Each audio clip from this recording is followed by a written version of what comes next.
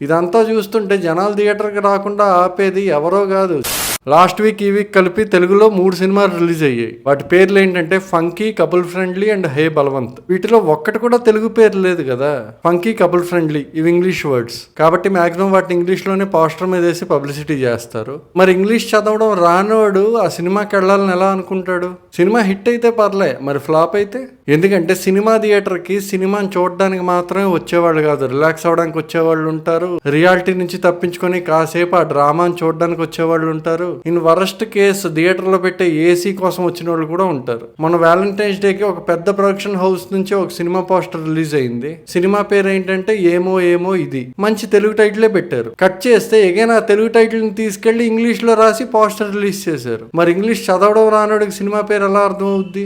ఇదంతా చూస్తుంటే జనాలు థియేటర్ కి రాకుండా ఆపేది ఎవరో కాదు, సినిమా వాళ్లే. ఈ సిచ్యువేషన్ ఇలాగే ఇంకొన్నాళ్ళు సాగితే తెలుగు సినిమాని తెలుగులో చూడడానికి కూడా సబ్ టైటిల్స్ వేసుకునే జనరేషన్ ఒకటి వస్తుంది. ఈ విషయం మీద మీ ఉద్దేశం ఏంటో కామెంట్ చేయండి. కామెంట్ చేసే ముందు ఛానల్ని సబ్స్క్రైబ్ చేయండి.